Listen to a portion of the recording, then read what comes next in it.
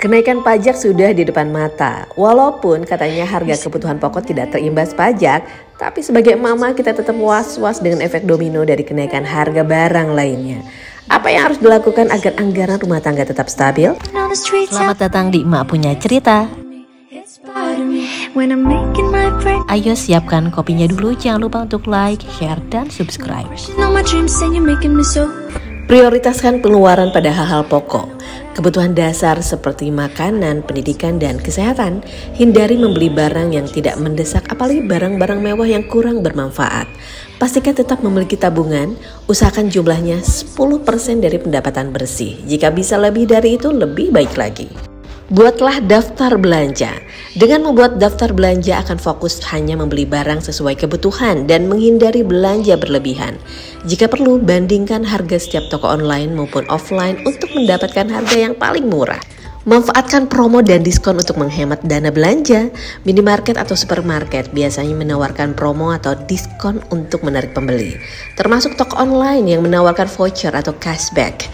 Hati-hati tergiur sama tawaran promo buy one get one, padahal barangnya tidak ada dalam daftar kebutuhan. Pilih produk yang lebih murah tapi punya kualitas yang sama dengan produk yang biasa dibeli. Misalnya saat membeli obat, pilihlah produk generik atau merek lokal yang kandungannya juga sama dengan merek mahal. Barang elektronik dan perabot rumah tangga termasuk yang akan mengalami kenaikan pajak. Jadi pertimbangkan untuk membeli barang bekas, terutama jenis barang elektronik atau furniture. Jangan lupa memeriksa kondisi barang, apalagi elektronik yang mungkin saja kondisinya tidak lagi prima. Batasi makan di luar atau order makanan online karena biaya mungkin lebih mahal dibandingkan makan di rumah.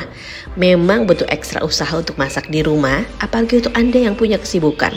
Tapi nggak ada salahnya mencoba hal baru, resep baru, siapa tahu bisa menekan pengeluaran lebih banyak. Kurangi tagihan listrik. Bijaklah menggunakan alat elektronik, terutama yang menguras banyak energi listrik. Matikan lampu dan peralatan elektronik saat tidak digunakan. Pilih alat elektronik yang hemat energi. Gunakan alat elektronik seperlunya. Jangan lupa matikan atau cabut kabel setelah tidak digunakan. Hal kecil seperti kabel charger pun jangan dibiarkan menggantung di colokan jika memang sudah tidak digunakan. Produk-produk dengan kemasan akan ikut dikenai pajak. Jadi belanjalah ke pasar tradisional untuk memenuhi kebutuhan sehari-hari. Karena bisa membeli kebutuhan dengan cara eceran tanpa kemasan khusus. Apalagi jika belanja langsung dari distributor atau agen besar di pasar untuk memutus rantai distribusi yang panjang. Harga di pasar tradisional untuk kebutuhan pokok juga terbilang lebih murah dibandingkan supermarket. Pasar tradisional memungkinkan konsumen untuk menawar harga sehingga dapat menghemat lebih banyak. Pilih produk lokal. Produk lokal kemungkinan harganya lebih murah karena tidak dikenakan pajak barang impor. Selain itu, memilih produk lokal juga berarti turut mendukung pertumbuhan ekonomi di tingkat lokal dan mengurangi jejak karbon yang disebabkan pengiriman jarak jauh. Bayar tunai. Penggunaan pembayaran digital sudah lazim termasuk di UMKM kaki lima. Sayangnya, pembayaran digital juga termasuk produk yang dikenai pajak. Sebuah penelitian menunjukkan kemudahan membayar dengan transaksi digital menjadikan konsumen lebih boros. Seorang ahli mengatakan ketika seseorang memegang uang akan lebih hemat karena ada tindakan fisik yang terjadi. Saat seseorang mengeluarkan uang dari dompet, maka akan terjadi perenungan tentang kesulitan dalam mendapatkan uang tersebut, sehingga bisa menahan keinginan untuk belanja berlebih. Cari pendapatan tambahan, ini mungkin bukan hal mudah terutama dalam kondisi ekonomi negara yang tidak tentu dan banyaknya pemutusan kerja di mana-mana.